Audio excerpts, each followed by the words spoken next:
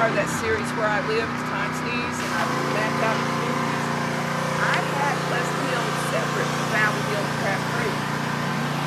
But I couldn't get through that to Bill Moss's head. If there wasn't a school by that name still in existence, or a post office, or something, saying that he wasn't going to call it a community. So I had issues. This is what the old timers call the Pleasant Hill community. That's why it's called Pleasant Hill Baptist Church.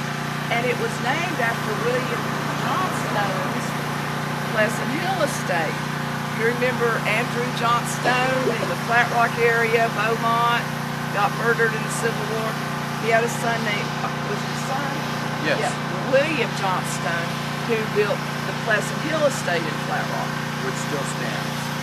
So the old timers just started calling this Pleasant Hill community because that was back before the Civil War, okay? Or right after the Civil War, somewhere. The first post office in this region was established in 1881, and it was named Delmont. And the post office was located right over there in that old abandoned building you saw on your left as you came out there. And that was the Drake store after it was the post office. So the Drakes had a store there.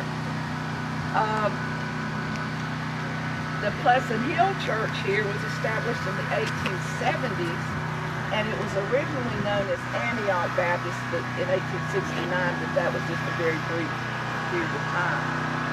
At a different location, but the building at this present location was in the 1870s. A white clapboard building was dedicated here in 1901, and in that suspected arson fire he was talking about in 1971, the building burned and this new brick structure was built.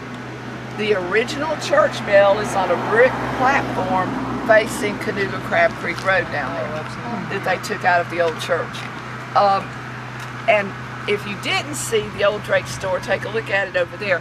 Now that, you remember Skin Drake that owned the store on Main Street for so many years, Drake store on Main Street? That's his family. It was his sisters and brothers and things. They were all from this community, and his family also ran that little store. So that's a little bit history of this area. And when we leave here, I want to do this right now before you go around and take some pictures. As we leave here, we're going to turn left, and we're going to go down Canoga Road until we get to Berea Church Road. We're going to make another left. Now well, it's still a left here, and then we turn left on Berea Church Road.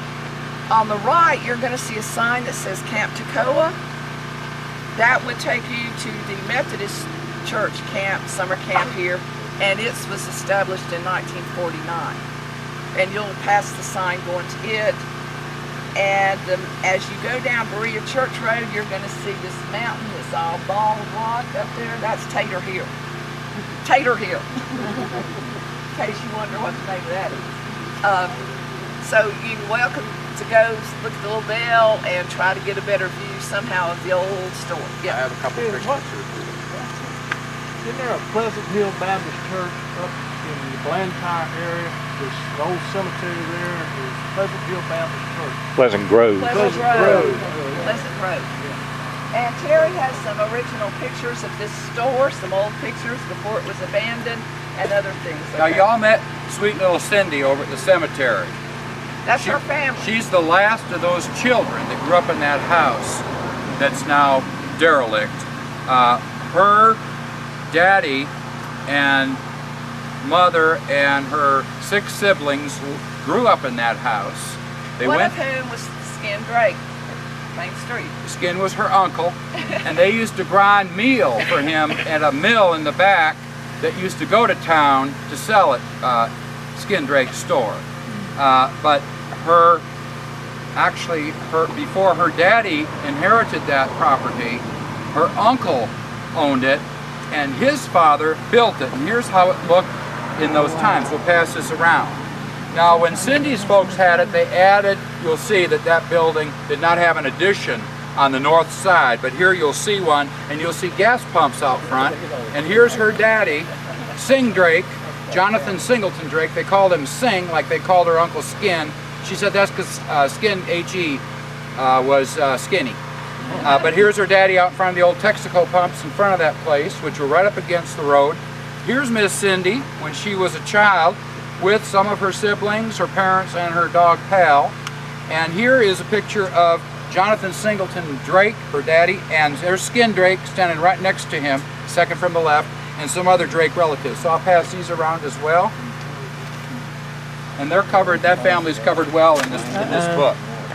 And the Skin Drake that owned the store, his son was also called Skin Drake, and he married my daddy's sister. So we got all kinds of connections in there. My family says that one of the main commodities that was sold in the outlet store in the 20s and 30s was sugar. I'll let you put two and two together. Well, they didn't have yeast. They had to have something to ferment that corn. But they had the water. They sure did. So if you want to look his pictures, and if you want us to try to get a better view over there, the mail should be right down here. It's in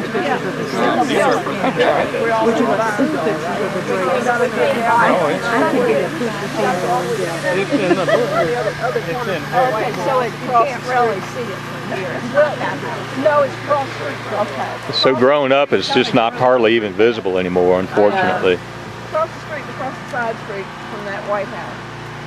You can kind of see the port. We drove down next to it, and it was on your left as we drove down that little road. Well, After the leaves fall, you'll be able to see it better. Okay.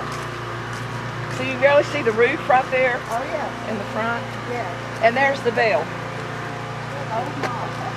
There's the bell from the old church. You know where the old road bed used to go before they used to go now?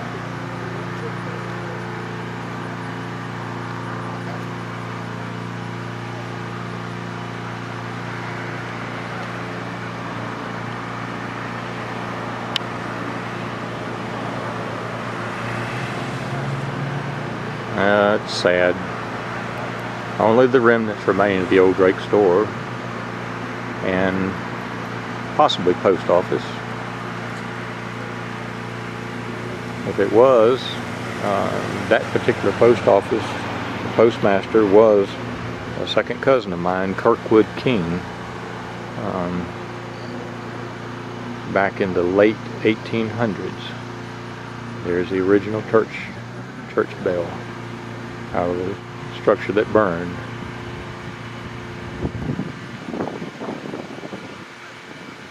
Kirkwood King was a son of Jason King, who was the son of my two great-grandfather Jeremiah King by his first wife, Nancy Irwin, and I am descended from Jeremiah's second wife, Elizabeth Margaret Kemp.